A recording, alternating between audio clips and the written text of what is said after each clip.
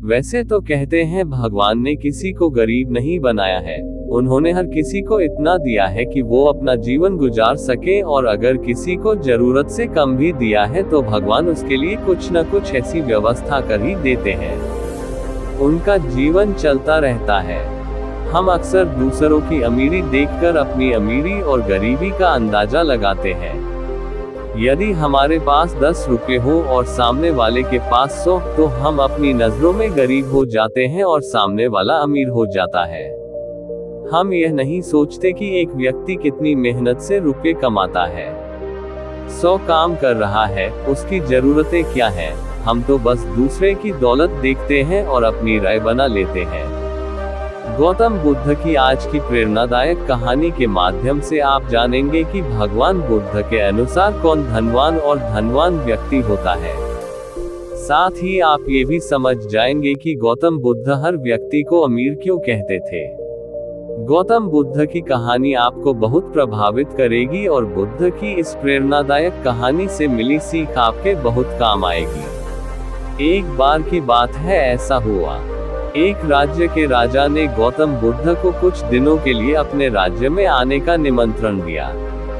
बुद्ध ने उस राजा का निमंत्रण स्वीकार कर लिया और अपने कुछ शिष्यों के साथ उस राज्य में चले गए। राजा ने बुद्ध से मुलाकात की और उनसे कुछ दिन वहां रहकर अपने राज्य के लोगों की समस्याओं का समाधान करने और उन्हें धार्मिक मार्ग पर चलने की शिक्षा देने का अनुरोध किया। बुद्ध ने राजा की बात मान ली और इस राज्य में 3 दिनों के लिए एक धार्मिक परिषद आयोजित करने का निर्णय लिया। गौतम बुद्ध के आगमन की खबर पूरे राज्य में फैल गई और धार्मिक सभा के पहले ही दिन बहुत से लोग आए। उसी राज्य के चौराहे पर एक भिखारी बैठा रहता था। उसे भी गौतम बुद्ध के आने की खबर थी, लेकिन वह सोचने लगा कि धर्मसभा में जाकर और यहाँ बैठकर उसे क्या मिलेगा। जैसे जैसे लोग आएंगे वे मुझे भिक्षा में कुछ न कुछ अवश्य देंगे। पहले दिन कई लोग आए और इस भिखारी ने अच्छी खासी कमाई की। अगले दिन फिर वही क्रम जारी रहा। भिखारी ने भीख मांगने के साथ साथ यह भी देखा कि धार्मिक सभा में जाते समय लोग उदास और दुखी हो रहे थे और उन्होंने उसे कुछ दिया भी नहीं। जब वह बुद्ध से मिलकर वापस आता है तो बहुत खुश दिखता है और खुशी खुशी भिक्षा भी देता है। यही सोचते सोचते दूसरा दिन भी बीत गया। तीसरे दिन जब बहुत कम लोग आए तो भिखारी परेशान हो गया। उसने कमाई नहीं की। उसने सोचा कि बुद्ध तो सबकी समस्याओं का समाधान दे रहे हैं, तो क्यों न मैं भी उनके पास जाऊं और अपनी गरीबी दूर करने का उपाय पूछूं। ऐसा सोचकर वह भी धर्मसभा में गया, लेकिन वहां लंबी कतार थी। बड़ी मुश्किल से उनकी बारी आई।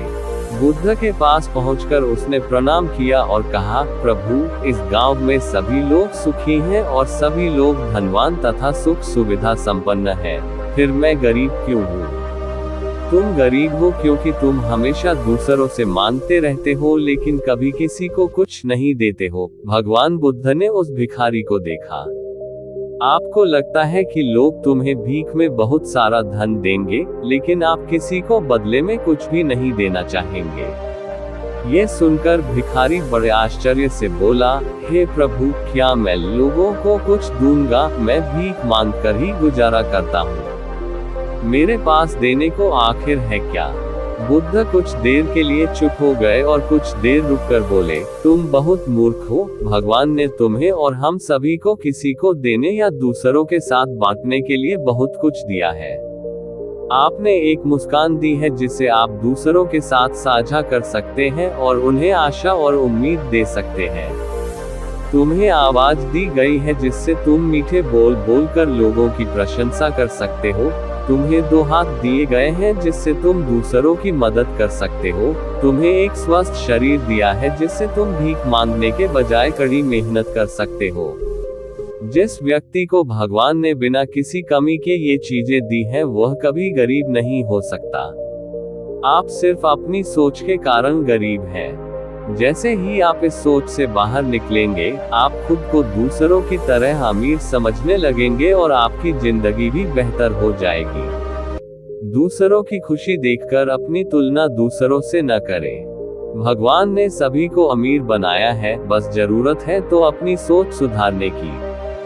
भगवान बुद्ध की बातें सुनकर मनुष्य को अपने जीवन का मूल्य समझ में आया और वह उनके द्वारा दी गई शिक्षाओं के अनुसार अपना जीवन जीने लगा। जब हम सभी अपनी तुलना दूसरों से करते हैं या दूसरों को खुश देखते हैं तो हमें लगता है कि हमारी जिंदगी खराब है और बाकी सब मजे कर रहे हैं। हम अपने जीवन में कभी भी अच्छी चीजों पर ध्यान केंद्रित नहीं करते हैं। हम कभी यह नहीं सोचते कि भगवान ने हमें स्वस्थ शरीर दिया है, जो सबसे कीमती चीज है। आप कितने भी अमीर क्यों न हो, अगर आपका शरीर उपयोगी नहीं है तो वह पैसा भी किसी काम का नहीं है। और वहीं अगर आप गरीब हैं लेकिन आपका शरीर बिल्कुल स्वस्थ है तो आप अपने आप में एक अमीर व्यक्ति हैं। कोरोना काल में हम सभी ने देखा है कि पैसे से ज्यादा जरूरी स्वस्थ शरीर है।